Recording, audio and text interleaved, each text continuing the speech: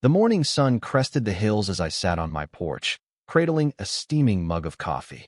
The air carried the scent of dew and grass, a quiet that erased the world's noise.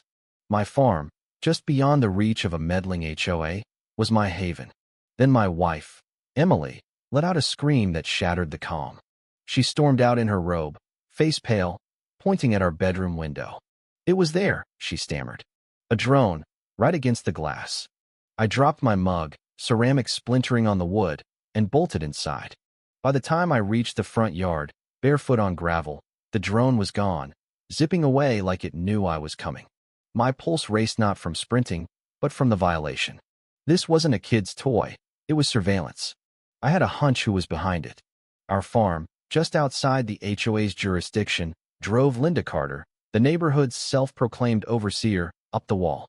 She despised our chickens clucking at dawn, hated the pickup truck parked in view, and especially loathed Emily gardening in the backyard, sometimes in just a swimsuit. Linda never confronted us directly. She preferred sneaky tactics. I'd glimpsed the drone before, once over the wheat field, once near the shed. I'd chalked it up to a teen's prank, but after it hovered inches from my wife's window, I got serious. Grabbing binoculars, I climbed the grain silo and scanned the horizon.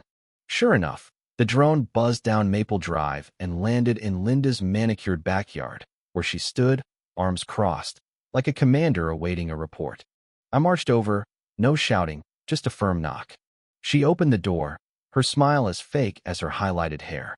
"Can I help you, Mark?" she cooed, blocking the entrance. I cut to the chase. "Your drone was at my window. That's trespassing." She didn't flinch, tilting her head. "If you're not doing anything wrong, why worry? It's not like I'm recording anything improper." Her words confirmed she was recording something improper. "One more time, and I'm pressing charges," I warned. "Suit yourself," she chirped, slamming the door. That night, I slipped into the barn and whistled. A shadow stirred in the rafters.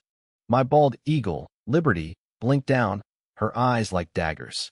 I'd rescued her from a trapper's snare 4 years ago, training her with falconry skills my grandpa passed down. She was fierce, loyal, and after a clash with a crow and a shiny fence post, she hated anything that flew unnaturally. I told her we had work to do. Next morning, I set up a trail cam and waited. At 7:15 a.m., the drone returned, humming over the henhouse, circling the shed, then creeping toward the house. I stepped out, shovel in hand, and swung. It dodged, taunting me, then shot upward. Liberty screeched from the barn. The trail cam caught it, all clear shots of the drone zooming in on Emily's window again.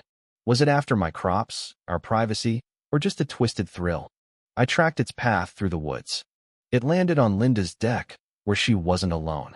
3 HOA allies huddled around a tablet, chuckling at the live feed. This wasn't just Linda's obsession, it was a group effort. I didn't confront them.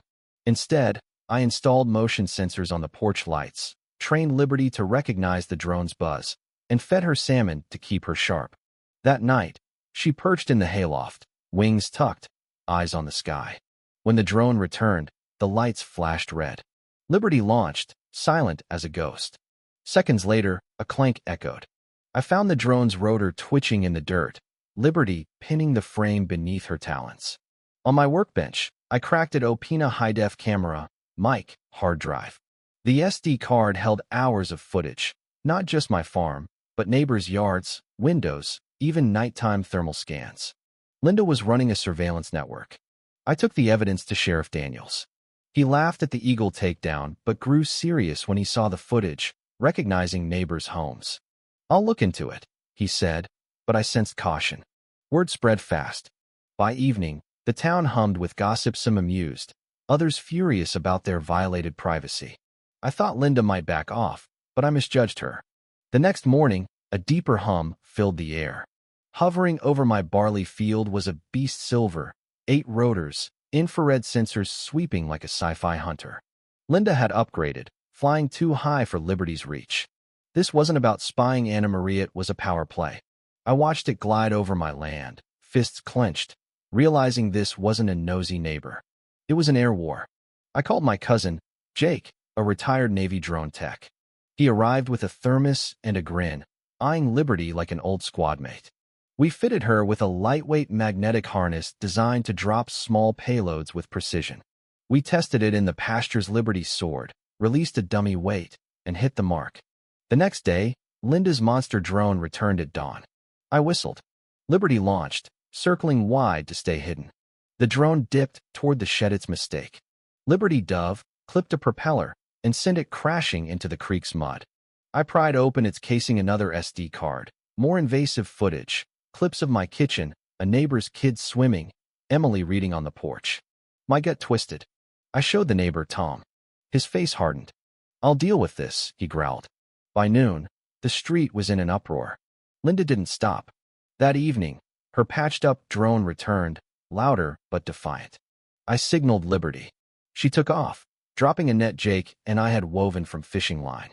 It snagged a rotor, and the drone crashed near the pig pen. I photographed it, tangled and broken, and drove the evidence to Daniels. He leaned back, pen tapping. "This is criminal surveillance now, especially with a minor involved. We'll take it from here." I knew Linda wouldn't quit without a fight. 3 days later, a low growl sounded overhead a massive drone, 3 feet wide, spotlight glaring. The HOA slapped a flyer on my gate, announcing an emergency meeting to address my dangerous wildlife. They were targeting Liberty.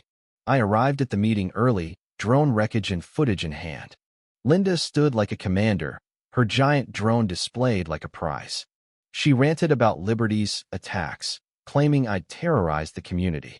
When my turn came, I plugged in a USB. The room fell silent as Linda's footage played neighbors' windows, backyards, private moments. Gasps erupted. A thermal clip of a neighbor's bedroom drew shouts. Linda stammered about community safety, but the crowd turned. Tom stood, voice shaking, saying his daughter felt stalked by a drone. The vote to oust Linda was unanimous.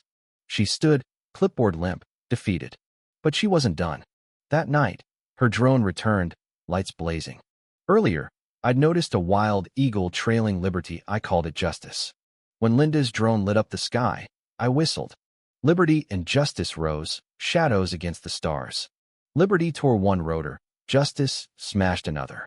The drone spiraled, trailing smoke, and crashed into Linda's ornamental fountain. She screamed from her porch, fists flailing. The next morning, Daniels arrived with a warrant. Linda's home office held monitors, hidden cameras, audio logs. She was arrested for privacy violations. Neighbors filed complaints, and lawsuits followed. Liberty became a local hero. Kids sketched her, the Rotary Club invited me to speak, and Daniels gave her a mock badge, which I hung in the barn. A week later, a letter arrived from Linda's estranged brother. He hadn't spoken to her in decades, describing her as hardened, unrecognizable. A photo showed young Linda with a pet falcon, smiling. It didn't excuse her crimes, but added a layer to her story. I felt closure, not sympathy. The farm was peaceful again. Emily sipped coffee without fear. Liberty and Justice soared, guardians of our sky.